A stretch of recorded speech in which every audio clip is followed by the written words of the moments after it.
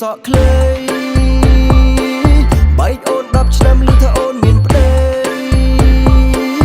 បងនៅតែច្រៀងក្នុងវងតន្ត្រីស្នេហាចេញចូលដូចជាផ្សាររាត្រីស្នេហាមានតែអត់មានពរជ័យនារីសក់ខ្លីបងត្រូវកម្មចាស់ថែបេះដូងថ្មីចំរៀងមួយនេះត្រូវការទួស្រីមិនមែនកោចាស់ចង់ប៉ះស្មៅខ្ចីពួកយើងជួបគ្នាវាគឺជានិស្ស័យ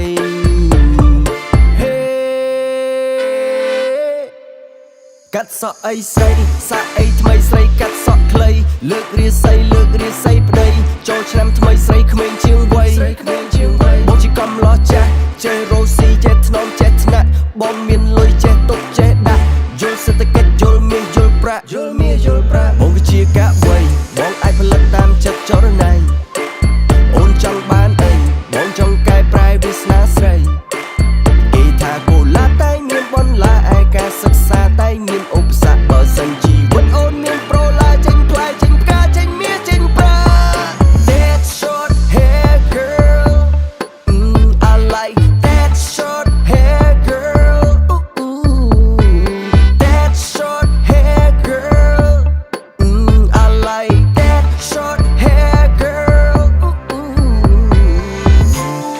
បងនឹកអូនណានារីសក់ខ្លីបែកអូន10ឆ្នាំលឺថាអូនមានប្តីបងនៅតែច្រៀងក្នុងវងតន្ត្រីស្នេហាចេញចូលដូចជាផ្សាររាត្រីស្នេហាមានតែអត់មានពរជ័យនារីសក់ខ្លីបងត្រូវកម្មចាស់ថែបេះដូងថ្មីចំរៀងមួយនេះត្រូវការទួស្រីមិនមែនកោចាស់ចង់ប៉ះស្មៅខ្ចីពួកយើងជួបគ្នាវាគឺជានិស្ស័យ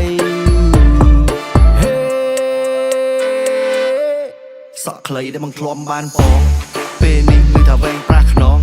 មានគេខ្សឹមប្រាប់បងពេកថាអូនមានប្តីហើយមានគុណ2 3ផង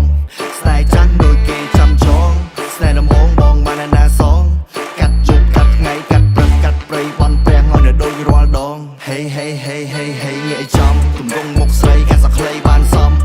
តន្ត្រីកំពុងរំដំអត់តួមុំស្ដាប់ទៅមិនសូវសមបងត្រូវការតួឯកថ្មីតួឯកស្រីហ៊ានកាន់សងខ្លីបងត្រូវការតួមកយងតួបេះដូងក្នុងសាញ់រឿងថ្មី